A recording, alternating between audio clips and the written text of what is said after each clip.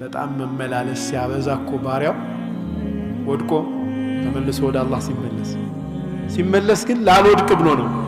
ግን አሁንም ይወድቃል፣ ይሳሳታል። እንደገና ተመልሶ ወደ አላህ ሲሄድ ከዛ ጀሊሉ ምን ይለዋል? ባሪያዬ እኮ የሚምር ጌታ እንዳለው ስላወቀ ነው የሚመላለሰው፣ ምሬለታለሁ ይላል አላህ።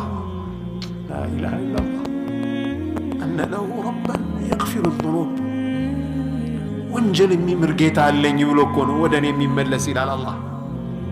እንዲህ አይነት ረሂም የሆነ ጌታ ነው ያለን። እንመለስ። ጉድለታችን ብዙ ነው። አገራችንም ያለችበት ሁኔታ እንደዚህ የሆነበት የኛው ወንጀል ነው። በላ በወንጀል ለሚመጣው የሚነሳው በተውባ ነው። በላ የሚመጣው ከወንጀል የተሳተ የአላህ ህግ ሲኖር፣ የተጣረስነው የተፈጥሮ ህግ አላህ Subhanahu Wa Ta'ala ያስቀመጠው ስርዓት ያ ሲዛባ የሚመጣ ነው። መተላለቅ የሚመጣው ከዛ ነው። ጦርነት የሚመጣው ከዛ ነው። ረሃብ የሚመጣው ከዛ ነው።